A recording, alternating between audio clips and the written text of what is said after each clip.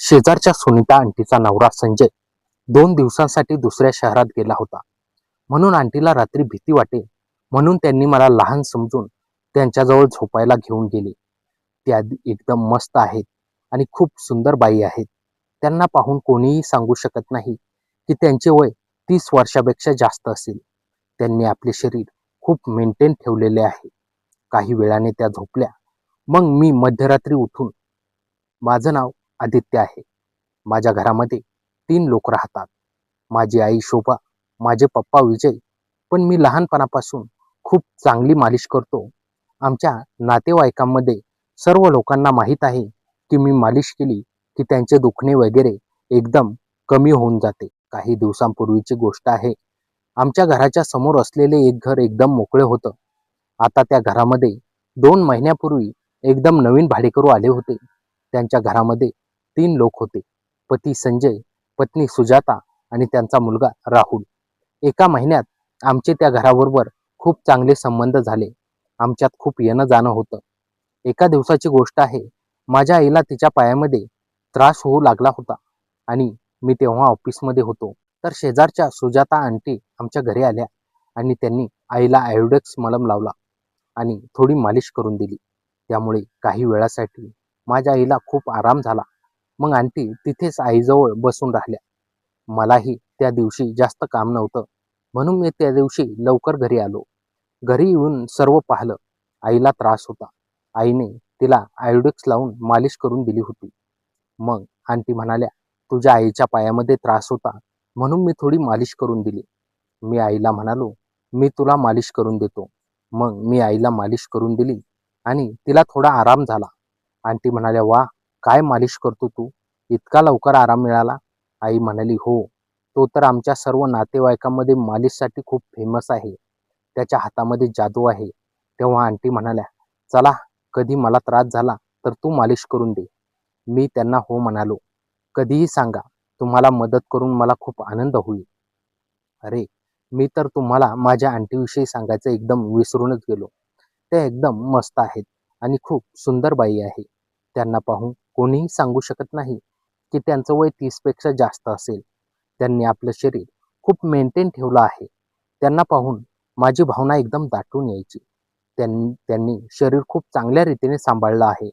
मी त्यांना अनेक वेळा आठवत असे आणि मग माझी भावना इतकी दाटून यायची की ती शांत करण्यासाठी मला हातबदल करावा लागायचा. मग कसे तरी ते शांत व्हायचं.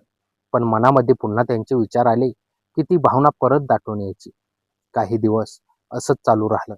मला माझ्या आंटीबरोबर बोलायची, भेटायची जास्त संधी मिळाली नाही. मी त्यांना दिवसातून एकदा पाहण्यासाठी धडपडत असे. पण मला त्यांचे दर्शन होत नसे आणि ज्या दिवशी त्या मला दिसायच्या तेव्हा एका विचित्र नजरेने माझ्याकडे पाहून हसत हसत. त्यांच्या मनात काय चाललं आहे हे मी समजून घ्यायचा प्रयत्न करत होतो. पण काही केल्यास समजत नव्हते. पण मला आता त्यांना काहीही करून अनुभवायचे होते. मी विचार करत होतो की त्यांना कसे अनुभवावे, पण मला संधी मिळत नव्हती. तसेच काही दिवस गेले. एक दिवस घरचे सर्व सदस्य लग्नासाठी गावाला गेले होते. तेव्हा माझ्या आईने सुजाता आंटींना सांगून गेली होती, माझ्या मुलावर लक्ष ठेव. मम्मी पप्पा 15 दिवसांसाठी बाहेर गेले होते. तेव्हा सकाळी आंटी मला चहा आणून देत होत्या आणि रात्री मी त्यांच्या घरी जाऊन जेवण करत असे. एक दिवस मी ऑफिसला गेलो नव्हतो कारण तेव्हा माझी तब्येत खराब होती. अंदाजे 11 वाजता आंटी आल्या आणि म्हणाल्या, काय झाले, आज ऑफिसला गेला नाहीस? मी म्हणालो, थोडी तब्येत खराब आहे. तर त्या म्हणाल्या, मलाही माझ्या शरीरामध्ये खूप त्रास होत आहे कारण वातावरण चांगले नाही आणि सकाळपासून एकदम दमल्यासारखं वाटतं. मी म्हणालो, आंटी, तुम्ही एखादी पेनकिलर गोळी घ्या. आंटी म्हणाल्या, मी आधी एक घेतली आहे पण मला अजिबात आराम मिळत नाही. मला काल रात्रीपासून शरीर खूप दुखतं आहे आणि असं वाटतं की कोणीतरी जड वस्तू माझ्या शरीरावर टाकली आहे. तेव्हा अचानक आंटी म्हणाल्या, मी तर एकदम विसरूनच गेले होते की तू खूप चांगली मालिश करतोस. मी विनाकारण त्रास करते आहे. त्या दिवशी मी माझ्या डोळ्यांनी पाहिले की तुझ्या आईचा त्रास तू एकदम कमी केलास. मलाही तेच हवं होतं. मी म्हणालो, ठीक आहे, मी मालिश करून देतो. त्या म्हणाल्या, हो, करून दे ना, मला तुझ्या हातची जादू पाहायची आहे. मग मी विचारले, आंटी, तुम्हाला त्रास नेमका कुठे होतो आहे? त्या एकदम स्टाईलमध्ये म्हणाल्या, पूर्ण शरीरामध्ये. त्यावेळी त्यांनी साडी घातली होती. मी म्हणालो, तुम्हाला मी इथे मालिश करून द्यावी की तुमच्या घरी येऊन? त्या म्हणाल्या, तुझ्याकडे केले तर ठीक राहील. मला सुद्धा हेच पाहिजे होतं. माझ्या घरीही कोणी नव्हतं आणि माझे घर असे होते की त्यातून आवाज बाहेर जाणार नाही. कोणीही त्रास देणारं नव्हतं आणि काही दिवस कोणी येणार सुद्धा नव्हतं. आता माझ्या मनामध्ये त्यांना अनुभवायची स्वप्ने येऊ लागली होती. मी विचार करू लागलो, मनात इच्छा तर खूप आहे, पण त्यांनीच मला तशी सुरुवात करून दिली तर चांगले होईल. नाहीतर मी त्यांच्या मनात नसलेले केले तर त्यांना वाईट वाटेल आणि ते सर्व घरच्यांना सांगून टाकतील. मग माझे खूप अवघड होईल. असे काही विचार करत होतो, तोच मला माझ्या लक्षात आलं. त्या माझ्या समोर बसल्या आहेत आणि म्हणाल्या, काय करतो आहेस? मला करून देतो आहेस की नाही? मी म्हणालो, हो, करून देतो. मग मी म्हणालो, तुम्ही एक काम करा, कपडे बदलून या. आणि ती त्यांच्या घरी गेल्या आणि एक नाईटी घालून आल्या. मी तेव्हा एकदम साध्या कपड्यामध्ये होतो आणि वरून टी शर्ट घातला होता. मी खाली चटई पसरवली आणि आंटींना म्हणालो, तुम्ही इथे झोपा.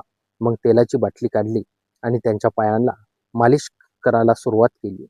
मी त्यांची नाईटी हळूहळू वर सरकवली आणि पाय खूप मस्त होते, एकदम पांढरे शुभ्र. पाय पाहून माझे डोळे दाटून आले आणि वाटलं की कदाचित ते बाहेरच येतील. तेव्हा मी आंटींना म्हणलो, तुम्ही तुमच्या कपड्यांच्या वरचा भाग बाजूला करा, नाहीतर तेल लागून डाग पडतील. त्या लगेच उठल्या आणि त्यांनी वरचा भाग बाजूला केला. मग मी मालिश करत करत त्यांच्या मानेपर्यंत पोचलो. आता त्या उसासे देऊ लागल्या. मी विचारलं, काय झालं आंटी? त्या काहीच म्हणाल्या नाहीत, फक्त मंद हसल्या आणि डोळे मिटून घेतले. त्यांच्या चेहऱ्यावरील हावभाव पाहून मला समजले की त्यांना माझ्या हाताचा स्पर्श आवडतो. मी हळूवार तेल हातावर घेऊन त्यांच्या पायावर हलक्या हाताने मसाज करू लागलो. जसा जसा मसाज पुढे वाढवत होतो तशी त्यांची श्वासांची गती थोडी वाढू लागली. घरात एकदम शांतता होती. फक्त आमच्या श्वासांचा आवाज येत होता. मी पूर्ण एकाग्रतेने पायांची आणि पाठीची मालिश करत होतो. आंटीनी मोकळेपणाने मान मागे टाकली होती आणि त्या खूप निवांत झाल्या होत्या. काही वेळाने त्यांनी डोळे उघडले आणि माझ्याकडे पाहून म्हणाल्या, खरंच तुझ्या हातात तर जादूच आहे. आता मला खूप हलकं आणि बरं वाटतंय. त्यांनी समाधानाने मोठा श्वास घेतला आणि उठून बसल्या. मीही तेल बाजूला ठेवलं आणि हात धुवून आलो. आंटीने कपडे नीट केले आणि मनापासून धन्यवाद दिला. त्यांनी सांगितलं की सकाळपासून असलेला सगळा थकवा आणि वेदना आता पूर्णपणे गायब झाल्या आहेत. मी हसून म्हणालो, यात काही विशेष नाही. तुम्हाला आराम मिळाला हे महत्त्वाचं आहे. त्यानंतर आंटीने माझ्यासाठी चहा बनवून दिला. आम्ही दोघे चहा पीत गप्पा मारल्या आणि मग त्या घरी निघून गेल्या. पण माझ्या मनातली इच्छा अर्धीच राहून गेली.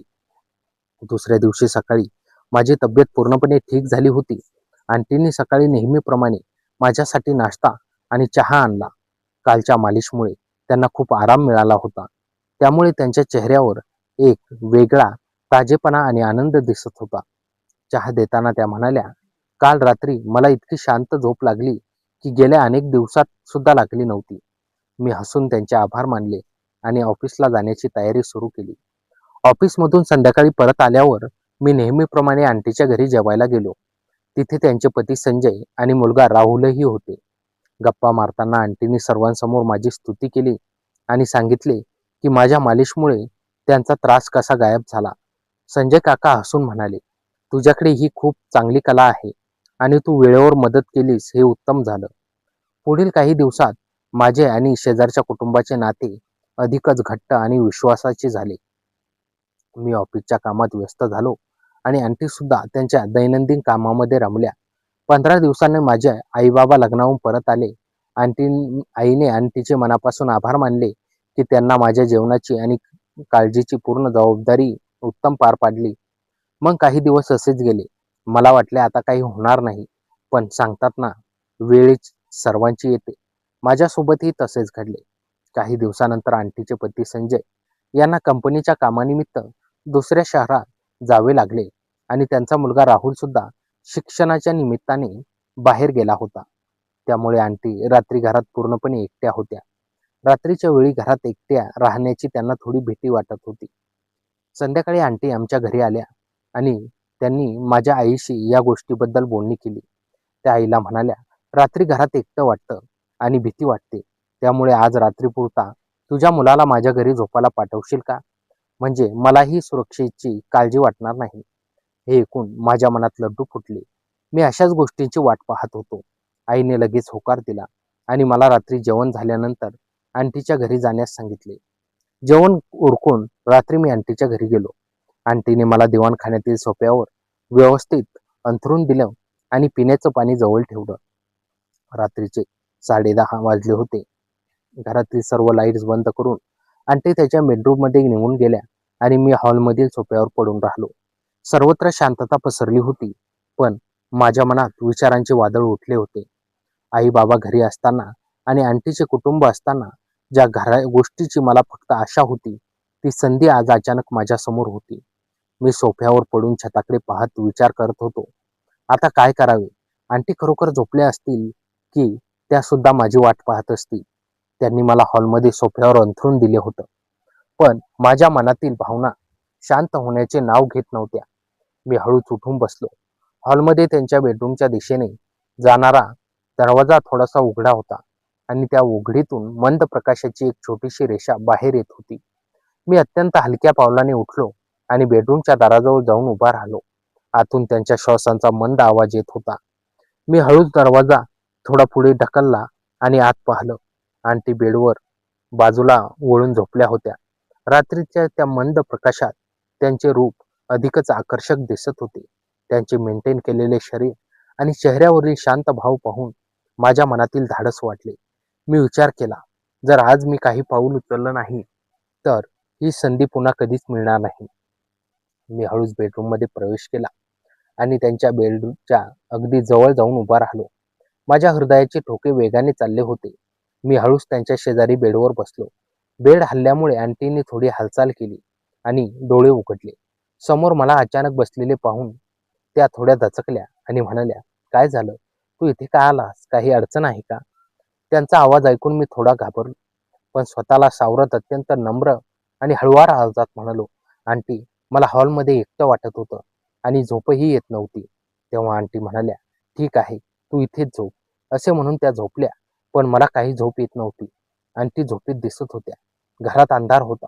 फक्त झिरोचा बल्ब हलकासा उजेड पसरत होता. मी हिम्मत करून परत त्यांच्या मागून गेलो. हळूच त्यांच्या मानेजवळच्या जागेला स्पर्श केला. यावेळी त्यांच्याकडून काहीच प्रतिसाद आला नाही. मी हळूहळू माझी हालचाल वाढवली. त्या शांत झोपेचे नाटक करत होत्या. तेव्हा मला पूर्ण खात्री पटली की त्या खरोखरच झोपलेल्या नाहीत, तर फक्त झोपल्याचे नाटक करत आहेत. आणि माझ्या या स्पर्शाला त्यांची मूक संमती आहे. त्यांच्या या शांततेमुळे माझा उरलेला धीरही पक्का झाला आणि मनातील भीती पूर्णपणे गळून पडली. मी हळूहळू माझा हात त्यांच्या कमरेवरून फिरवत पुढे नेला आणि त्यांच्या श्वासांची गती अचानक तीव्र झाली. त्यांनी डोळे मिटून घेतले होते, पण चेहऱ्यावरील हावभाव आणि वाढलेली धडधड सर्व काही स्पष्ट सांगून जात होतं. मी अत्यंत हळुवारपणे त्यांच्या जवळ सरकलो आणि हात फिरवायला सुरुवात केली. त्यांनी कोणताही अडथळा केला नाही आणि मला मागे ढकलले नाही. उलट त्या अधिकच निवांत झाल्या. अर्धवट अंधारात त्यांचे मेंटेन केलेले रूप मला अधिकच आकर्षित करत होते. मी त्यांच्या कानाजवळ जाऊन अत्यंत हलक्या आवाजात विचारले, आंटी, मी तुम्हाला त्रास तर देत नाहीत ना? त्यावर त्यांनी कोणतीही प्रतिक्रिया दिली नाही. फक्त एक लांब उसासा सोडला आणि हळूच माझ्या बाजूला वळल्या. त्यांनी डोळे उघडून एकदा माझ्या डोळ्यात पाहिलं. त्या नजरेत कोणताही राग किंवा भीती नव्हती, तर एक एक वेगळा भाव होता. त्यांनी हळूच माझा हात धरला आणि स्वतःच्या कमरेवर ठेवला. या एका छोट्याशा हरकतीनं माझ्या मनातली उरली सुरली शंकाही मिटून टाकली होती. आता आम्हा दोघांनाही माहीत होते की ह्या शांत रात्री आमचे नाते एका नवीन वळणावर आले आहे. मी हळूच त्यांच्या आणखीन जवळ गेलो आणि त्यांना अत्यंत हळुवारपणे मिठीत घेतलं. त्यांच्या रेशमी केसातून दळवणारा तो मंद मोहक सुगंध आणि त्या सुकोमल हालचालींनी मला एका क्षणात मंत्रमुग्ध केलं. सुरुवातीला जाणवणारा तो हलकासा संकोच आता वितळून गेला होता. त्या स्वतःहून माझ्या स्पर्शाला एका अनामिक ओढीने प्रतिसाद देऊ लागल्या होत्या. त्यांचे नाजूक हात आता हळूच माझ्या खांद्यावर स्थिरावले आणि नकळत त्यांनी मला स्वतःच्या आणखीन जवळ ओढलं. त्या संपूर्ण खोलीत फक्त आमच्या मंद श्वासांची लय आणि एकाच तालात धडकणाऱ्या हृदयांचे स्पंदन घुमत होते. शब्दांची जागा आता अथांग मौनाने घेतली होती, जिथे फक्त दोन जीवांचा संवाद सुरू होता. गेल्या कित्येक दिवसापासून मनात दडून ठेवलेली ती अथांग प्रीती आणि अबोल भावना आज त्या एकांतात, त्या निशब्द रात्रीत मुक्तपणे वाहू लागल्या होत्या. मी अत्यंत हळुवारपणे माझ्या हाताची बोटे त्यांच्या गालावरून फिरवली. त्या स्पर्शाने त्यांच्या मिटलेल्या डोळ्यांच्या पापण्या हलकेच थरारल्या आणि ओठावर एक अत्यंत लाघवी मंद हास्य उमटलं. खिडकीतून येणारा तो मंद प्रकाश, रात्रीची ती अथांग शांतता आणि आमचा तो जिव्हाळ्याचा सहवास, या सगळ्यांनी त्या क्षणाला एका सुंदर स्वप्नासारखं भारून टाकलं होतं. बाहेरच्या जगाचा संपूर्ण विसर पडून आम्ही दोघेही एकमेकांच्या अस्तित्वात पूर्णपणे विरघळून गेलो होतो. रात्र जशी हळूहळू अधिक गडद होत गेली तशी आमच्यातली ती भावनिक जवळीक आणि बंध अगदीच घट्ट झाले. प्रेमाच्या त्या नितांत सुंदर प्रवाहात सारे संकोच वाहून गेले. पहाटेचा गार वारा जेव्हा खिडकीतून हळूच आत आला तेव्हा त्या अत्यंत शांतपणे निश्चित होऊन माझ्या कुशीत विसावल्या होत्या. त्यांच्या चेहऱ्यावर पसरलेले तृप्त समाधानी भाव आणि ओठावरची ती मंद लकीर सांगत होती की अनेक दिवसांची ती अबोल ओढ आज अखेर पूर्णत्वास गेली होती. दिवस उजाडण्यापूर्वी मी हळूच उठलो, त्यांना व्यवस्थित अंथरुणात निजवली आणि पुन्हा हॉलमधील माझ्या सोफ्यावर येऊन पडलो. सकाळी जेव्हा आंटी उठून हॉलमध्ये आल्या तेव्हा त्यांच्या चेहऱ्यावर एक वेगळी चमक होती. त्यांनी माझ्याकडे पाहून एक गोड स्मित हास्य केलं आणि आमच्यात काही न बोलता सर्व काही समजल्याचा एक मौन करार झाला होता. त्या सकाळी सुजाता आंटीच्या चेहऱ्यावरची चमक आणि तो मौन स्मित माझ्या मनात घर करून राहिलं. आमच्या शब्दांची गरज नव्हती. डोळ्यांच्या त्या भाषेत सगळं काही व्यक्त होत होतं. पण बाहेरच्या जगासमोर मात्र आम्ही दोघेही आपल्या भूमिका उत्तम प्रकारे पार पाडत होतो. त्या सकाळी मी नेहमीप्रमाणे नाश्ता करून ऑफिसला निघालो, पण माझं लक्ष मात्र तिथे नव्हतं. संपूर्ण दिवस ऑफिसमध्ये माझ्या डोळ्यासमोर फक्त सुजाता आंटींचा तो मंद प्रकाशातला चेहरा, त्यांचा तो प्रतिसाद आणि त्यांची ती उबदार शरीरयष्टी तरंगत होती.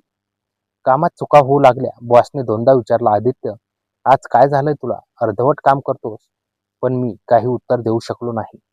माझं मन तर गेल्या रात्रीच्या त्या क्षणांमध्ये अडकून पडलं होतं. संध्याकाळी ऑफिस सुटताच मी धावत घरी आलो. घरी येऊन आई बाबांना नमस्कार केला, पण माझं लक्ष समोरच्या घराकडे होतं. सुजाता आंटी आपल्या बाल्कनीत झाडांना पाणी घालत होत्या. त्यांनी मला पाहिलं आणि हात हलवून अगदी साध्या शेजारी स्त्रीपणे नमस्कार केला. पण त्या नमस्कारात एक लपलेला ओलावा होता, एक गुप्त सांकेतिक भाषा होती. मी हसून उत्तर दिलं, पण घरात शिरल्यावर माझं हृदय धडधडू लागलं. आईने विचारलं, काय गंमत आहे? एवढा आनंदी का दिसतोस? मी लगेच गंभीर झालो आणि म्हणालो, काही नाही, आज छान दिवस होता. पुढचे 4-5 दिवस असेच सरले. आम्ही सुजाता आंटीसोबत काही वेळा हॉलमध्ये बाल्कनीत भेटलो. काही वेळा संध्याकाळी मी त्यांच्या घरी गेलो, वही मागायला किंवा काही काम असेल तर, अशा बहाण्याने. पण प्रत्येक वेळी घरात इतर कोणीतरी असायचं. त्यांचा मुलगा राहुल कधी कधी न फोन करायचा किंवा माझी आई अचानक हाक मारायची. प्रत्येक वेळी आमची नजरानजर होत असे, पण शब्दांना स्पर्शाला मात्र अडथळा येत असे. त्या प्रत्येक क्षणी माझ्या मनात चुरस होत असे. मी त्यांना हवं होतं, त्यांचा स्पर्श हवा होता, ती मादक शांतता हवी होती. एके दिवशी दुपारची वेळ होती. आई बाजारात गेली होती आणि बाबा त्यांच्या मित्राकडे गेले होते. घरात मी एकटाच होतो. मला माहित होतं की सुजाता आंटीही एकटे आहेत, कारण त्यांच्या बाल्कनीत कपडे ते वाळवत होते आणि दार बंद होतं. मी हिम्मत करून त्यांच्या दारावर गेलो. दाराची बेल वाजवली. आतून आवाज आला, कोण? मी कुजबुजल्यासारखं म्हणालो, आंटी, मी आदित्य. क्षणभर शांतता पसरली. मग दार हळू उघडलं. सुजाता आंटी एका साध्या पण आकर्षक घरगुती पोशाखात होता. त्यांचे केस विस्कटलेले होते, जणू त्या सोफ्यावर पडून होत्या. त्यांनी मला आत बोलावलं. आत जाताच मी मागे वळून दार लावलं. आम्ही दोघे एकमेकांसमोर उभे होतो. बराच वेळ कोणी काही बोललं नाही. मग आंटी म्हणाल्या, आदित्य, आपण हे चालू ठेवणं योग्य नाही. मी खूप मोठी आहे तुझ्यापेक्षा. आणि संजय, माझा नवरा. त्याच्या डोळ्यात अश्रूंची किनार आली, पण त्या पुढे बोलू शकल्या नाही. मी त्यांच्याजवळ सरकलो आणि त्यांचा हात धरला. आंटी, मला माहीत आहे, पण मी तुम्हाला विसरू शकत नाही. ती रात्र माझ्या मनातून जात नाही, मी म्हणालो.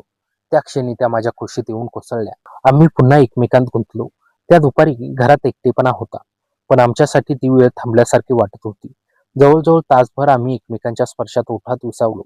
तिच्या अंगावरचा तो घरगुती पोशाख, तिचा मस्त मुलायम स्पर्श, केसांचा सुगंध, सगळं काही मला वेढून टाकत होता. हळूहळू दुपार झाली. आई परत येण्याची वेळ झाली. मी घाईघाईने उठलो, कपडे व्यवस्थित केले. सुजाता आंटीही उठल्या. त्यांच्या चेहऱ्यावर पुन्हा ती चमक आली. त्यांनी एकदा माझ्या गालावर हात फिरवला आणि म्हणाल्या, पुन्हा मिळू, पण खूप काळजी घे. मी डोकं हलवलं आणि परत आपल्या घरी आलो. या सर्व गोष्टी गुप्त ठेवण्याचा आमचा मौन करार होता. पण मला माहित नव्हतं की या घराच्या आणि शेजारच्या 4 भिंतींनाही डोळे व कान असतात. ती दुपार घडून गेल्यानंतर 2 दिवसांनी एक संध्याकाळ होती. मी घरी आलो तर आईचा चेहरा विचारात होता. ती माझ्याकडे बघत होती, पण बोलत नव्हती. मी विचारलं, काय झालं? ती म्हणाली, काही नाही ग. पण तिच्या डोळ्यात एक प्रश्न होता. मी जेवण करत होतो. तोच आई म्हणाली, आदित्य, तू काल दुपारी कुठे होतास? मी परत आले तेव्हा दार बंद होतं. माझं हृदय जोरात धडधडू लागलं. मी लगेच म्हणालो, मी जवळच्या स्टोअरमध्ये गेलो होतो.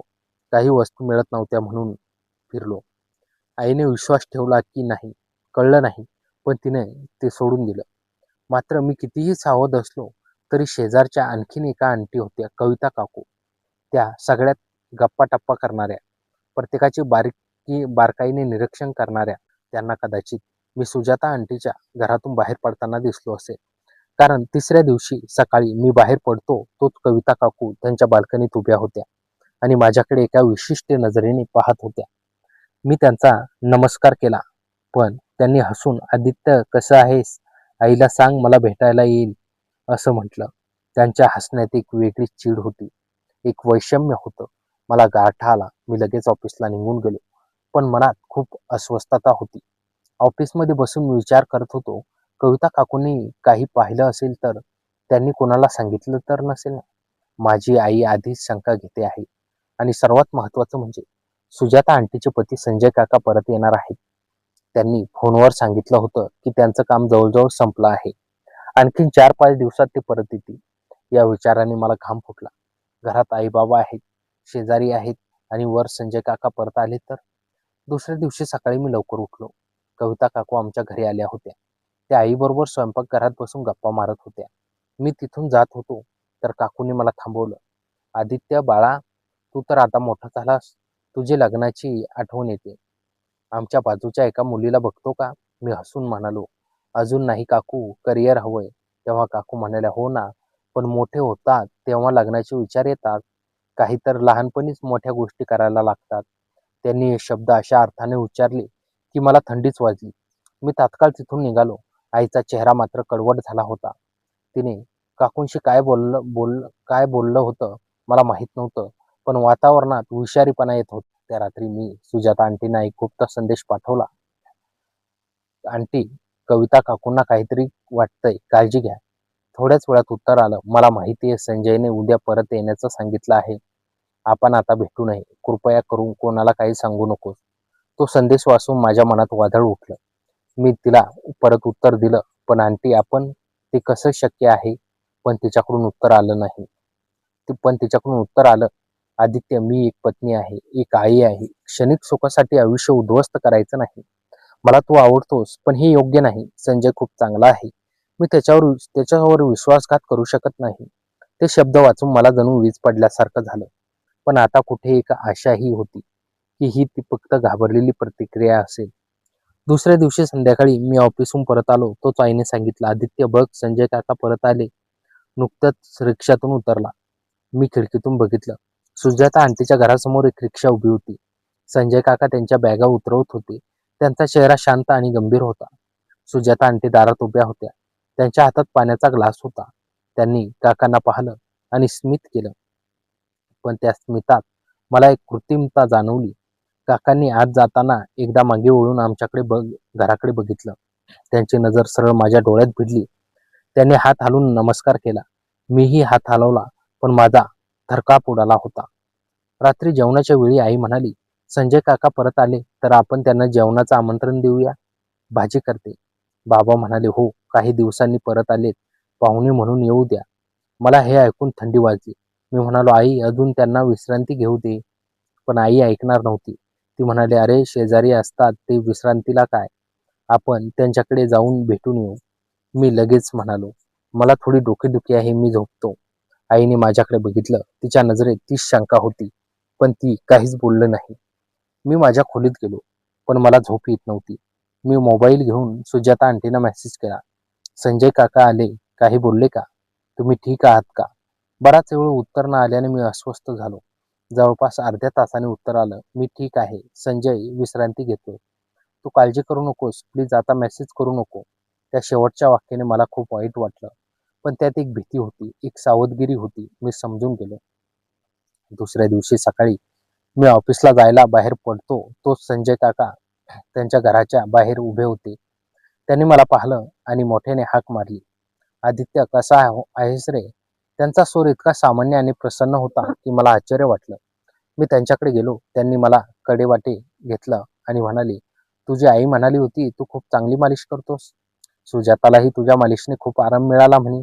धन्यवाद रे, माझ्या अनुपस्थितीत तू तिची काळजी घेतलीस. ते शब्द ऐकून मी थबकलो.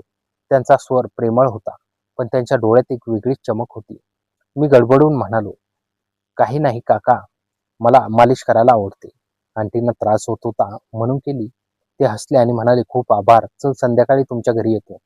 आईला सांग बाहेरचं जेवण आणतो, सगळे एकत्र बसू. मी होकार दिला आणि पळतच ऑफिसला निघालो. संपूर्ण वाट मला वाटत होतं, त्यांना काही माहिती आहे का? नाही. जर माहिती असती तर एवढे शांत का असावेत? संध्याकाळी ऑफिसहून आलो तो आमच्या घरात धमाल होती. आई उत्साहात होती. बाबा चहा बनवत होते कारण संजय काका येणार होते. साधारण 8 वाजता संजय काका आले. त्यांच्या हातात बिर्याणी, कोल्ड्रिंक आणि मिठाईचा डबा होता. त्यांनी सर्वांना नमस्कार केला. मला विशेष कौतुक केलं. आदित्य, तू माझ्यासोबत बस, मला तुझ्याशी बोलायचं आहे. माझी धडधड वाढली. आम्ही सगळे जेवायला बसलो. जेवण चांगलं चाललं होतं. जेवण करत असताना संजय काका म्हणाले, शोभाजी, तुमचा मुलगा खूप हुशार आहे. एकटा राहतो, सगळं सांभाळतो. पण मोठं झाल्यावर मुलाचं मन वेगळं होतं. त्यांना काही गुप्त गोष्टी करायला आवडतात. ते म्हणाले तेव्हा त्यांनी थेट माझ्याकडे बघितलं. मी गिळगिळीत झालो. आई म्हणाली, हो ना, आता हा उगाचच गुपचूप वागतो. काका पुढे म्हणाले, पण मला वाटतं तरुणपणात थोडा धोका पत्करणं ही नैसर्गिक गोष्ट आहे. पण धोका पत्करताना जर कोणाला त्रास होणार असेल, तर कोणाच्या मान सन्मानाला हानी पोहोचणार असेल, तर तो धोका वाईट. ते म्हणाले तेव्हा बाबांनीही होकार दिला. मला वाटलं ही साधी शिकवण आहे, पण त्यांचे शब्द माझ्या कानात घुमत होते. तर काकांनी मला म्हटलं, आदित्य, तुला तुझा हात बघू. मी हात पुढे केला. त्यांनी माझा हात धरला, नीट बघितला आणि म्हणाले, हे हात खूप बलाढ्य आहेत, पण बलाचा वापर कोणाचं बरं व्हावं म्हणून करावा, कोणाचं वाईट व्हावं म्हणून नव्हे. ते म्हणत असताना त्यांनी माझ्या हाताचा जोरात दाब दिला. मला वेदना झाली, पण मी दुखणं दडवलं. आई म्हणाली, अरे हात सोडा, दुखतोय. काका हसून म्हणाले, अरे हे तर हात मालिश करतात, मला वाटलं मजबूत असतील. ते म्हणाले आणि माझा हात सोडला. मी हात मागे घेतला. त्यावर लाल खुणा झाल्या होत्या. जेवण संपल्यावर काका घरी निघाले. आईने मला म्हटलं, जा, थोडा वेळ त्यांच्या घरी जाऊन बस. सुजाता एकटी असते, तिला बोलवायला सोबती मिळेल. मी घाबरून म्हणालो, नको आई, मला झोप येते. पण आईने आग्रह केला, आदित्य, शेजारी म्हणून जा, नाहीतर संजय काका वाईट मानतील. हताश होऊन मी त्यांच्या घरी गेलो. त्यांच्या घरी पोहोचतो ते दार उघडं होतं. संजय काका टीव्हीवर पाहत बसले होते. सुजाता आंटी स्वयंपाकघरात काहीतरी करत होत्या. मला पाहून काका म्हणाले, ये ये आदित्य, बस. मी बसलो. काका म्हणाले, सुजाता, आदित्यसाठी चहा बनव. आंटी बाहेर आल्या. त्यांचा चेहरा विचलित दिसत होता. त्यांनी माझ्याकडे बघितलं, पण त्यांच्या नजरेत प्रेमापेक्षा भीती अधिक होती. त्यांनी चहा ठेवला आणि त्या पुन्हा आत गेल्या. काकांनी टीव्ही बंद केला आणि माझ्याजवळ बसले. त्यांनी खालच्या आवाजात मला विचारलं, आदित्य, तू आणि माझी पत्नी यांच्यात काही विशेष संबंध आहे का? तो प्रश्न इतका थेट आणि गंभीर होता की मी जागेवरच गोठून गेलो. मला काही बोलवेना. मी बडबडलो, का काका, काय काका, असं काय कसं विचारता? ते हसले, पण ते हसणं विषारी होतं. मी काही बघितलं नाही, पण मला काही गोष्टी जाणवतात. एका नवऱ्याला त्याच्या बायकोतल्या वागण्यातला बदल समजतो. ती गेले 2-3 दिवस खूप शांत आहे. माझ्याकडे पाहताना तिची नजर फिरते. शिवाय मी परत आल्यावर तुझ्या काकूंनी मला सांगितलं की तू माझ्या अनुपस्थितीत रात्री उशिरा येथे होतास. त्यांचा आवाज वर येत होता. मी म्हणालो, काका, मी फक्त मालिश करायला आलो होतो. आंटी भीतीने एकट्या होत्या म्हणून. काका म्हणाले, हो, मालिश. मला माहिती आहे, तू मालिशमध्ये निपुण आहेस, पण या घराच्या स्त्रीची मालिश करणं ही तुझी जबाबदारी नव्हती. तिने तुला बोलावलं होतं का, की तू स्वतः आलास? मी गोंधळलो. त्या क्षणी सुजाता आंटी आतून बाहेर आल्या. त्यांचा चेहरा पांढरा पडला होता. त्या म्हणाल्या, संजय, पुरं झालं, मीच त्याला बोलावलं होतं. मला खूप दुखत होतं. मी विचारलं. संजय काका त्यांच्याकडे वळले. त्यांच्या नजरेत निराशा आणि राग मिसळला होता. मग दुसऱ्या दिवशी दुपारी तो पुन्हा का आला? आणि शुक्रवारी दुपारी मी कॉल केला तेव्हा तुझा आवाज थरथरत होता. तू घाबरली होतीस. तो सवाल इतका धारदार होता की खोलीत वीज पडल्यासारखी शांतता पसरली. माझे डोळे आंटीकडे गेले. त्यांच्या डोळ्यात अश्रू होते. त्यांनी खाली पाहिलं. काका उठले. त्यांनी मला म्हटलं, आदित्य, आता तू घरी जा. पण आठवून ठेव, मी काहीही करण्यापूर्वी दोनदा विचार करतो. मला तुझ्या वयाची, तुझ्या आईबाबांची काळजी आहे म्हणून मी अजून शांत आहे. पण ही शांतता कायम राहील असं समजू नको. मी तिथून उठलो. पाय पुढे टाकताना जणू 1000 टन वजन पायाला लागलं होतं. मी बाहेर पडलो. दार ओढून बंद झालं. घराच्या बाहेर उभा राहिलो. थंड वारा वाहत होता, पण मला तरीही घाम फुटत होता. मला समजलं होतं आता घर संकट सुरू झालंय खरं. घरी आल्यावर मी सरळ माझ्या खोलीत गेलो. आईनं विचारलं, इतका लवकर परत आलास? मी म्हणालो, हो, झोप येते. मी दार बंद केलं. माझं हृदय अजून जोरजोरात धडधडत होतं. संजय काकांना सगळं माहिती होतं. ते फक्त पुराव्याची वाट पाहत आहेत. कदाचित ते मला मानसिक त्रास द्यायला निघाले आहेत. रात्रभर मला झोप आली नाही. मी सुजाता आंटींना मेसेज करायचा प्रयत्न केला, पण त्यांनी उत्तर दिलं नाही. फोन केला तर समोरून स्विच ऑफ आवाज आला. मी कोलमडलो. दुसऱ्या दिवशी सकाळी मी कामावर निघालो. कविता काकू त्यांच्या दारात उभ्या होत्या. त्यांनी मला पाहिलं आणि जोरात हसल्या. आदित्य, काल रात्री तर खूप शांतता होती. संजय काकांनी सुजाताला काही बोललं का? त्यांच्या तोंडून हे शब्द येत होते. ते विषारी बाणासारखे होते. मी रागाने म्हणालो, काकू, तुम्हाला काय हवंय? मी त्यांचा मुलगा समजा. त्या म्हणाल्या, अरे, मी फक्त विचारत होते. शेजारी म्हणून काळजी वाटते. सुजाता खूप गोरी पांढरी आहे, दिसायला छान आहे, कोणाचीही नजर जाऊ शकते. आणि तू तर आमचा लाडका. म्हणूनच मी तुझी काकू म्हणून सांगते, नको त्या नात्यात पडू नकोस. त्यांच्या हसऱ्या चेहऱ्यामागे मला वाईट हेतू दिसत होते. मी तिथून निघालो. ऑफिसमध्ये बसलो तरी मन कामात लागत नव्हतं. मला शंका येत होती की काकूंनीच संजय काकांना गुप्तपणे सगळं सांगितलं असेल. त्यांना आंटीबद्दल हेवा होता. त्यांची एकुलती एक मुलगी अशी आकर्षक नव्हती. किंवा कदाचित त्यांना मला त्रास द्यायचा होता, कारण मी त्यांना सगळ्यांमध्ये आवडत असे. आणि त्या सुजाता आंटीकडे माझा कल पाहून त्यांना जळीत होतं. मी त्या दिवशी लवकरच ऑफिस सोडलं. घरी येऊन पाहिलं तर आई रडत होती. मी घाबरून विचारलं, काय झालं? आई म्हणाली, तुला काय माहीत नाही का? कविता काकू मला आल्या होत्या. त्यांनी सांगितलं की तू सुजाता आंटीबरोबर खूप जवळीक करतोस, रात्री तिच्या घरी जातोस, तिला लपून भेटतोस. आदित्य, हे खरं आहे का? तू असं करशील असं मला वाटलं नव्हतं. आईच्या डोळ्यात अश्रू होते, राग होता. मला क्षणभर काही सुचलं नाही. मी मनात शपथ घेतली, ही कविता काकूची खरी राक्षस आहे. मी आईला म्हणालो, आई, त्यांचं बोलणं खोटं आहे. मी फक्त तिथे मालिशला जात होतो. कविता काकूंना नेहमी प्रत्येकाच्या अंगावर टीका करण्याची सवय आहे. त्याचं ऐकू नकोस.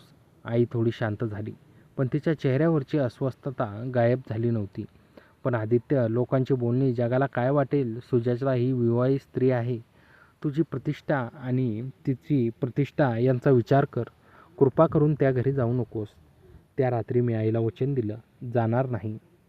पण वचन देऊनही माझं मन मात्र सुजाता आंटीकडे खेचलं जात होतं. मी त्यांच्याशी संपर्क कसा साधावा हा विचार येत होता. त्या रात्री 12च्या सुमारास मी लपून त्यांना मेसेज केला, आंटी, काय झालं? मला माझा फोन उचलत नाही. खूप वेळाने उत्तर आलं, आदित्य, मी आणि संजय यांच्यात खूप बोलणं झालं. मी सगळं कबूल केलं. त्याला सगळं माहीत होतं. त्याने मला माफ केलं. पण अट आहे की आपण पुन्हा बोलू नये, भेटू नये. आणि ती अट मी मान्य केली. आदित्य, मी खूप दुःखी आहे, पण हा शेवट आहे. कृपा करून मला विसर. तो संदेश वाचून माझ्या मनात रक्त थिजलं. मी बराच वेळ बेडवर बसून राहिलो. मी काही दिवस सुजाता आंटींना भेटलो नाही. त्यांच्याशी बोललो नाही. त्या मला जाणूनबुजून टाळत होत्या. समोरून गेले तरी डोळे चुकवत होत्या. माझं मन कोरडं पडत होतं. मी प्रेमात पडलो होतो का हे मलाही कळत नव्हतं. पण त्या प्रत्येक क्षणी माझ्या आठवणीत होत्या. एक आठवडा उलटला. संजय काका नेहमीप्रमाणे ऑफिसला जायचे, परत यायचे. पण त्यांच्याकडे पाहताना मला आता दहशत वाटायची. एके दिवशी मी ऑफिसहून लवकर घरी आलो. आई बाहेर गेली होती. मी एकटाच होतो. माझ्या हातात एक पत्र आलं होतं, ज्यात लिहिलं होतं, संध्याकाळी 6 वाजता पार्कच्या ओसाड बाकावर भेटा. सुजाता. ते पत्र पाहून माझी धडधड वाढली. मला वाटलं कदाचित तिला खरंच माझी आठवण आली असेल. वेळ आली. मी घाईघाईने पार्कला गेलो. तिथे खरंच सुजाता आंटी एका बाकावर बसल्या होत्या. त्यांनी मला पाहिलं, पण त्यांचा चेहरा उदास होता. मी त्यांच्याजवळ गेलो. आंटी, तुम्ही? मी बोलतो तोच त्या म्हणाल्या, आदित्य, मी हे पत्र पाठवलं नाही. मला शंका आहे, हे संजयचं कारस्थान आहे. चल, लगेच इथून निघू. पण खूप उशीर झाला होता. आम्ही बसलो तोच पार्कच्या दुसऱ्या बाजूला एक कार आली. तिचे दिवे आमच्यावर पडले. ती संजय काकांची कार होती. कार थांबली. संजय काका बाहेर आले. त्यांच्या हातात एक मोबाईल होता. कदाचित ते व्हिडिओ काढत होते. ते हसत हसत म्हणाले, वा, छान आदित्य, तुझी माझ्या पत्नीची भेट. आणि तू म्हणत होतास की काही नाही. हा पुरावा पाहिला का? सुजाता आंटी उठल्या. त्यांचा चेहरा रागाने तगमगला होता. संजय, हे खोटं आहे. तुला माहिती आहे की मी येणार नाही म्हणून तू स्वतः तिला निरोप पाठवला. संजय काका म्हणाले, मी काय पाठवलं? मला काही माहीत नाही. तुम्ही दोघे इथे भेटलात हेच पुरेसं आहे. त्यांनी मोबाईल समोर करून व्हिडिओ चालू केला. आम्ही दोघे बाकावर बसलेलो आहोत हे स्पष्ट दिसत होतं. मला आता समजलं, त्या पत्राची चूक. संजय काकांनीच हे पत्र पाठवलं होतं. मला आणि सुजाताला अटकवण्यासाठी त्यांना पुरावा हवा होता. संजय काका म्हणाले, आता मी हा व्हिडिओ तुझ्या आईबापांना दाखवीन आणि जर हे कुठं गेले तर सुजाताला आणि मला घटस्फोट घ्यावा लागेल. तिची आणि तिच्या मुलाची बदनामी होईल. पण आदित्य, मी तुला एक संधी देतो. तू हे शहर सोडून जा, दुसऱ्या शहरात नोकरी शोध आणि तुझ्या आईला सांग की तुला प्रमोशन मिळालंय किंवा काहीही, पण या शहरात राहिलास तर तुझं आयुष्य उद्ध्वस्त करून टाकेन. त्यांचा स्वर इतका भयानक होता की मी थरकापलो. सुजाता आंटी अतरत्र रडत म्हणाल्या, संजय, तू त्याच्याशी असं कसं करू शकतोस? तो एक मुलगा आहे. पण संजय काका कठोर होते. त्याने सुरुवात केली, त्याला शिक्षा मिळायलाच हवी. मी स्तब्ध उभा होतो. त्याने कार सुरू केली. उद्या सकाळी 9 वाजता मी तुझ्या घरी येणार आहे, सर्वांना सत्य सांगायला. जर तुला ते नको असेल तर आज रात्री या शहरातून निघून जा.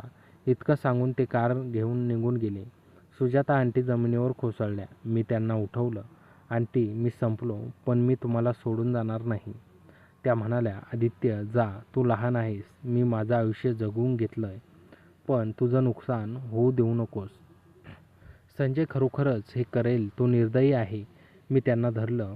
आंटी, मी निघतो, पण तुमची काळजी कोण घेणार? तुम्ही त्यांच्यासोबत कसे राहणार? त्या म्हणाल्या, तो माझा नवरा आहे. मी त्याला सामोरी जाईन. पण आदित्य, तुझ्यासाठी वेगळंच आयुष्य आहे. तू जा. त्या रात्री मी घरी आलो. माझं मन कोलमडलं होतं. माझ्या आईला, बाबांना सगळं सत्य सांगायचं की गप्प बसून निघून जायचं? मी खोलीत फिरत होतो. रात्री 1 वाजला. मी निर्णय घेतला. मी आईबाबांना उठवलं. त्यांच्यासमोर जाऊन उभा राहिलो. आई, बाबा, मला तुम्हाला एक गोष्ट सांगायची आहे. मी संपूर्ण सत्य सांगितलं. सुजाता आंटीशी झालेला प्रसंग, संजय काकांचं कारस्थान, पत्र, पार्कमधील व्हिडिओ, सगळं. आईच्या डोळ्यात अश्रू आले. बाबांचा चेहरा जळत होता. मी विचार केला, आता ते मला मारतील, शिव्या देतील. पण बाबा उठले. त्यांनी माझ्या खांद्यावर हात ठेवला.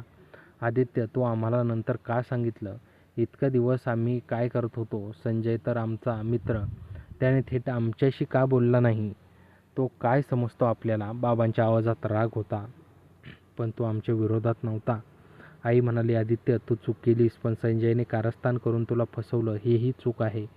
आपण त्याला सामोरं जाऊ. मी म्हणालो, पण बाबा, त्याच्याकडे व्हिडिओ आहे. बाबा म्हणाले, मी त्याला उद्या सामोरं जाईन. तू घाबरू नकोस. आपण बरोबर आहोत. आणि जर तो समजत नसेल तर त्याला पोलिसात जाऊ दे, न्यायालयात जाऊ दे. आम्ही सत्तेच्या बाजूने आहोत. बाबांच्या या आत्मविश्वासाने मला धीर आला. दुसऱ्या दिवशी सकाळी 9 वाजता दाराची बेल वाजली. मी, आई आणि बाबा तिघे बसलो होतो. दार उघडलं. समोर संजय काका उभे होते. त्यांच्या मागे सुजाता आंटीही होत्या. त्यांचा चेहरा लाल झाला होता अश्रूंनी. संजय काका आत आले. त्यांनी व्हिडिओ दाखवला. बाबांनी शांतपणे ऐकलं. मग बाबा म्हणाले, संजय, तो आमचा मित्र. हा माझा मुलगा आहे. त्याने चूक केली हे मान्य. पण तूही त्याला अडकवण्यासाठी पत्र पाठवून व्हिडिओ काढला. हे योग्य नाही. तुझ्या पत्नीला त्रास देणं हे योग्य नाही. तू नवरा आहेस, पण तिचा मालक नाहीस. जर तुला घटस्फोट घ्यायचा असेल तर घे, पण गुप्तपणे कारस्थान करू नको. बाबांच्या या शब्दांनी संजय काकांचा राग वाढला. ते म्हणाले, तुम्ही माझ्या विरोधात आहात? हा पुरावा आहे. बाबा म्हणाले, हो, पण हा पुरावा सादर करण्यापूर्वी तू तिला छळलेस. पत्र पाठवलेस हे सिद्ध कर. मी कविता काकूंना बोलावतो. त्यांनी मला सांगितलं की तू त्यांच्याकडे गुप्तपणे माहिती मागवलीस. काका गप्प झाले. त्यांना समजलं की त्यांचं कारस्थान लोकांसमोर येईल, त्यांची बदनामी होईल. ते हताश झाले. सुजाता आंटी पुढे आल्या. त्या बाबांना म्हणाल्या, विजय काका, मला माफ करा. माझी ही चूक होती. पण मी आता संजयसोबत राहणार नाही. मी स्वतंत्र राहायला जाते. माझ्या मुलाला सांगेन. संजय काका थरकापले. सुजाता पण त्या म्हणाल्या, बस संजय, मी गेली. या घटनेने सगळ्यांचं जीवन बदललं. सुजाता आंटी त्या दिवशीच आपलं सामान घेऊन आईच्या मैत्रिणीकडे निघून गेल्या. काही दिवसांनी त्यांनी आमच्याशी संपर्क केला. त्या एका छोट्या फ्लॅटमध्ये राहत होत्या. त्यांना नोकरी मिळाली होती आणि माझी आई त्यांना भेटायला गेली. त्या म्हणाल्या, आदित्य, तुला मी थोडा धडा शिकवला, पण तुझ्यामुळे मला स्वाभिमान जागा झाला. संजयने मला नेहमी माझ्या मालकीचं वाटलं, पण आता नाही. मी त्यांच्याकडे पाहिलं. त्यांच्या चेहऱ्यावर दुःख होतं, पण एक आत्मविश्वासही होता. संजय काका काही दिवसांनी शहर सोडून निघून गेले. कविता काकूंची आमच्याशी आता बोलणी बंद झाली होती. या घटनेला जवळजवळ 1 महिना झाला. मी नोकरीला होतोच. मी सुजाता आंटींना भेटायला जात असे, पण आता आमच्यातलं नातं मैत्रीचं, आदराचं होतं. त्या आता मला आदित्य अशी हाक मारत असत, लाडका असं नाही. एके दिवशी संध्याकाळी मी त्यांच्या फ्लॅटवर गेलो. त्या बाल्कनीत उभ्या होत्या. सूर्यास्त पाहत होत्या. मी त्यांच्या शेजारी जाऊन उभा राहिलो. त्या म्हणाल्या, आदित्य, तुला माहिती आहे का, कधी कधी आयुष्यात काही घटना वाईट वाटतात, पण ते आपल्याला बळ देतात. मी होकार दिला. मी त्यांचा हात धरला. यावेळी कोणतीही लैंगिक भावना नव्हती, तर फक्त ओलावा होता, दुःखाची साथ होती. त्या हसल्या. आदित्य, तू माझ्या आयुष्यात आलास आणि माझं बंधन तोडलं. खूप खूप धन्यवाद. त्या रात्री मी घरी परत आलो. आईने मला विचारलं, काय झालं? मी म्हणालो, काही नाही, त्या ठीक आहेत. पण माझ्या मनात एक विचार आला. मी अजून तरुण आहे. मला माझं भविष्य आहे, माझं करिअर आहे, माझं योग्य प्रेम शोधायचं आहे. सुजाता आंटी मला आठवतील, पण त्या माझा धडा आहेत. आता शहरातल्या प्रत्येकाच्या नजरा आमच्याकडे वेगळ्या होत्या, पण मी त्या सगळ्यांना डावललं, कारण मला माहीत होतं या वादळात मी काहीतरी शिकलो. पण गोष्ट संपली असेल का? कदाचित नाही. एका रात्री मला मोबाईलवर एक अनोळखी नंबरचा मेसेज आला. आदित्य, मी संजय आहे. मी परत आलो आहे आणि तुझी गोष्ट अजून संपलेली नाही. तू माझं आयुष्य उद्ध्वस्त केलंस. मी तुला सोडणार नाही. लक्षात ठेव. तो मेसेज वाचून मला थंडी वाजली. मी उठून खिडकीतून बाहेर बघितलं. रस्त्यावर एक गाडी थांबली होती. तिच्यातून एक माणूस माझ्याकडे बघत होता. अंधारामुळे चेहरा स्पष्ट दिसत नव्हता, पण ती संजय काकांचीच बाधा होती. माझं हृदय जोरात धडधडू लागलं. आता ही भेट फक्त शारीरिक किंवा मानसिक नव्हती, तर जीवघेणी आणि शत्रुत्वाची होती. मी मागे वळलो. आईला काय सांगावं? पण मी ठरवलं, आता मी लपणार नाही. मी त्याला सामोरं जाईन, कारण मी निरपराधी नसलो, पण मी कारस्थान नाही केलं. तो करत होता. मी खोलीत परत गेलो. मोबाईल घेतला आणि त्या नंबरला एक शेवटचा मेसेज केला. संजय काका, तुम्ही या. मी समोर येईन, पण आता दहशतीचा खेळ थांबवा. जर तुम्हाला काही बोलायचं असेल तर थेट भेटा. रात्र जवळ येत होती आणि दाराच्या बाहेर पावलांचा आवाज आला. तो सावकाश, जाणून बुजून, जणू कोणीतरी हिंमत जमवत होतं. दारावर हलके ठोठावण्यात आलं. मी उठलो, हृदयाचे ठोके शांत करत. मी दार उघडलं. बाहेर काळोखात संजय काका उभे होते. त्यांच्या डोळ्यात निर्णय होता. ते म्हणाले, आदित्य, मी आलो. बोल, नाहीतर मी पोलिसात जाऊन तुझ्यावर त्रासदायक कृत्याचा रिपोर्ट दाखल करेन. मी शांत म्हणालो, तुम्ही करा, पण मी आणि सुजाता आंटी एकत्र येऊन सत्य सांगू. तुमचं कारस्थान, तुमचं दडपण, सगळं. तुम्ही हारणार आहात. त्या रात्रीचा सामना भयंकर होता, पण मी यापुढे घाबरायचं नव्हतं. पुढची सकाळ उजाडली. पोलिसांच्या गाड्या आत आल्या. पण जे घडलं हे सर्व काही वेगळंच होतं. पण ती गोष्ट एक वेगळीच ठरली. या घटनेनंतर मी सुजाता आंटी यांच्यात आता फक्त एक मैत्री आहे. कधी कधी विचार येतो, ती मादक रात्र, तो स्पर्श, पण तो आता एक गोड आठवण आहे, व्यथा नाही. मी पुढे जातो, नोकरी वाढवतो आणि एका सुंदर सरळ मुलीशी विवाह करतो. सुजाता आंटी माझ्या लग्नाला येतात. त्या डोळ्यात अश्रू घेऊन मला आशीर्वाद देतात. तो क्षण खूप भावूक होता. कारण आमच्या प्रेमाचा चुकीच्या गोष्टीचा तो शेवटचा ठपका होता. पण खरं सस्पेन्स म्हणजे या सर्व घटनांनंतर 6 महिन्यांनी एके दिवशी मला पोस्टातून एक जुनी डायरी मिळते. ती सुजाता आंटींनी मला तिच्या जुन्या सामानातून पाठवली होती. त्या डायरीत पान नंबर 102वर लिहिलं होतं, प्रिय आदित्य, जर तू हे वाचतोयस तर मला सांग की मी खरंच चुकले. कारण मी संजयला सगळं कारस्थान करायला सांगितलं होतं. होय, मीच त्याला म्हटलं होतं की मला तुझ्यापासून मुक्ती हवी. पण मला ते बोलता येत नव्हतं. मी संजयला सांगितलं होतं की मला तुझ्याशी भेटायची सवय लागली आहे, ती मोडायची आहे. म्हणून त्याने तो व्हिडिओ, पत्र सगळं माझ्या सांगण्यावरून केलं. कारण मला तुझ्यापासून मोकळं व्हायचं होतं, पण तुझ्याशी उघडपणे तुटून पडायचं नव्हतं. मला तुझ्यावर प्रेम होतं, पण माझं घर, माझा नवरा, माझा मुलगा सगळं सांभाळायचं होतं. मी एक खेळ खेळले. तो एका मोठ्या खेळातला एक बळी होतास. मला माफ कर. तो पान वाचून मी कोलमडलो. सुजाता, जी मला पती दुःखी आणि मोहक वाटत होती, ती खरं तर सर्वात कारस्थानी होती. संजय तर तिचा बळी होता. ती त्याच्या मनावर ताबा होता.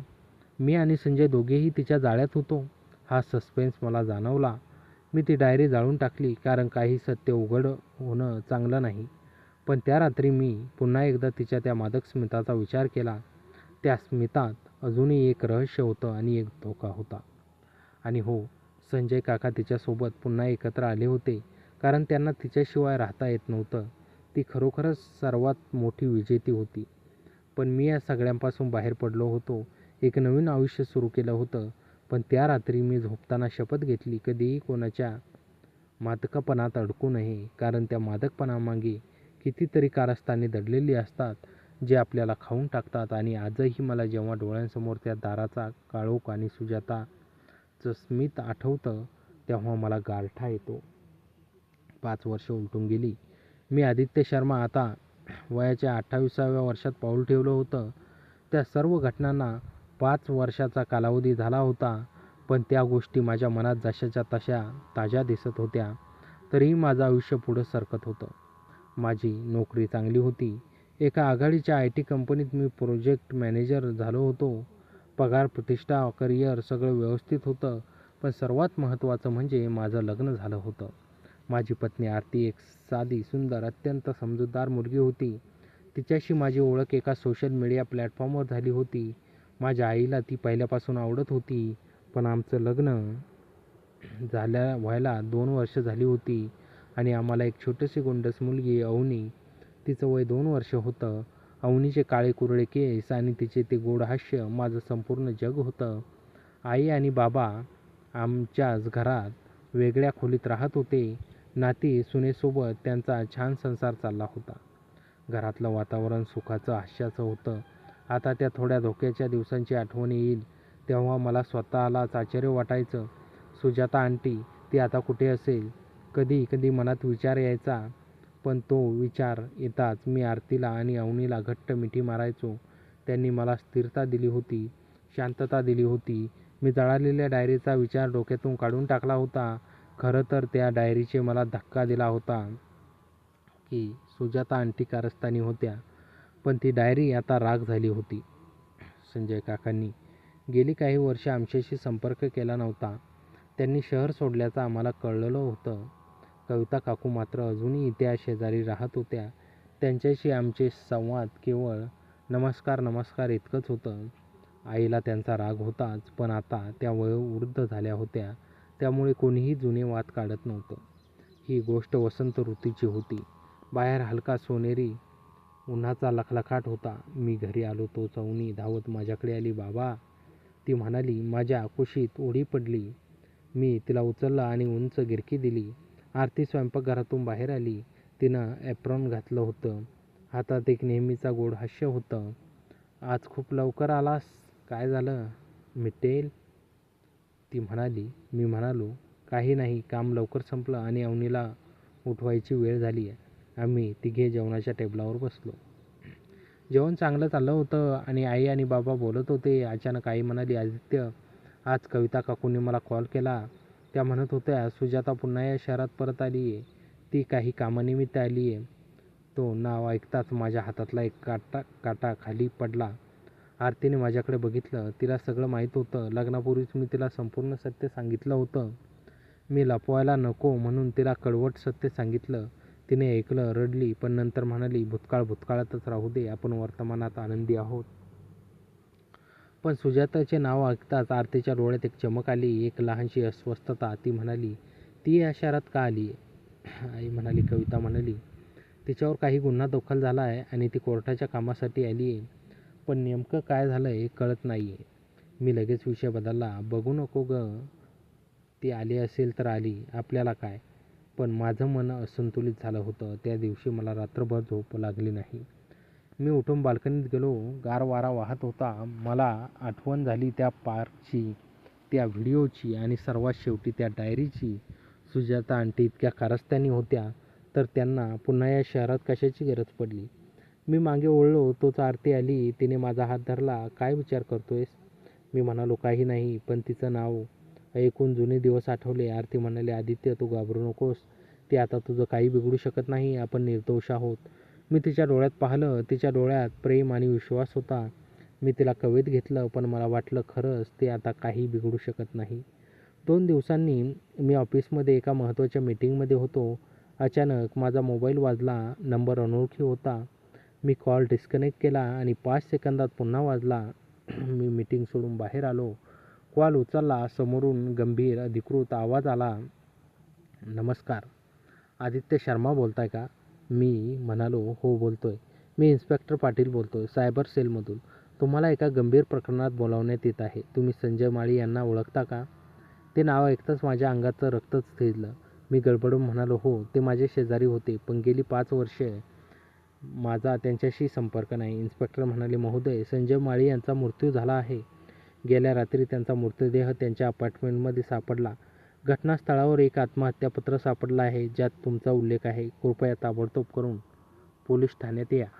हातातला मोबाईल जमिनीवर पडू शकला असता. संजय काकांचा मृत्यू, आत्महत्यापत्र, माझा उल्लेख, मला काहीच कळेना. मी मीटिंग रद्द केली. कॅबिनमध्ये माझा बॉस आश्चर्याने बघत होता. मी म्हणालो, कौटुंबिक आणीबाणी. बॉसने होकार दिला. मी कारमध्ये बसलो, पण हातपाय थरथरत होते. संजय काका आत्महत्या ते का करतील आणि त्यात माझा काय दोष? पोलीस ठाण्यात पोहोचलो. इन्स्पेक्टर पाटील एका तरुण पण कणखर चेहऱ्याचे अधिकारी होते. त्यांनी मला एका छोट्या खोलीत बसवलं. त्यांच्यासमोर एक पॉलिथिनची पिशवी होती, ज्यात एक पत्र होतं. ते म्हणाले, हे वाचा. त्यांनी मला ते पत्र दिलं. माझे हात थरथरत होते, तरीही मी ते वाचलं. मी संजय माळी हे आत्महत्यापत्र लिहितो. माझ्या आयुष्याचा शेवटचा निर्णय आहे. गेली 5 वर्षे मी मानसिक त्रास सहन करत होतो. माझी पत्नी सुजाताने माझ्यावर विश्वासघात केला आणि त्या विश्वासघाताचा मुख्य सूत्रधार आदित्य शर्मा. त्याने माझ्या अनुपस्थितीत माझ्या पत्नीशी अयोग्य संबंध ठेवले. मी त्यांना कारस्थानाने पकडलं, पण नंतर माझ्या पत्नीने मला सोडलं. समाजाने मला हेरलं, मित्रांनी टाळलं, माझी नोकरी गेली, माझी वर्षानुवर्ष जपलेली प्रतिष्ठा मातीत मिळाली. आदित्य आता आनंदी आहे, त्याची पत्नी आहे, मुलगी आहे, पण मी एकटा, हीन, दीन. या सर्व गोष्टींचा मूळ सूत्रधार आदित्य आहे. त्यामुळे मी हे पाऊल उचलतो. माझ्या मृत्यूला आदित्य शर्मा कारणीभूत आहे. हे पत्र वाचून मला धक्का बसला. मी इन्स्पेक्टरकडे बघितलं. हे खोटं आहे. मी काही कारणीभूत नाही आहे. त्यांनी स्वतःच्या इच्छेने हे केलं असेल, पण मी दोषी नाही. इन्स्पेक्टर पाटील म्हणाले, पत्र स्पष्ट आहे, तुमचं नाव आहे. आम्हाला या पत्राची सत्यता तपासायची आहे. तुम्ही त्यावेळी कुठे होता? काल रात्री 10-12 वाजता दरम्यान. मी म्हणालो, मी घरी होतो, माझ्या पत्नी, आई, बाबा आणि मुलीसोबत. कोणी साक्षीदार? माझी पत्नी. ते म्हणाले, ठीक आहे, ती येईल, पण तुमच्यावर मानसिक छळ आणि ब्लॅकमेलिंगचा संशय आहे. तुम्ही काही काळासाठी शहर सोडू शकत नाही. मी बाहेर आलो तेव्हा माझे पाय लटपटत होते. मी आरतीला फोन केला. ते ऐकून हादरली, पण तिने मला धीर दिला. मी येतेच, घाबरू नका. ती पोलीस ठाण्यात आली. तिने इन्स्पेक्टरला सांगितले की ती रात्री आदित्य घरी होता.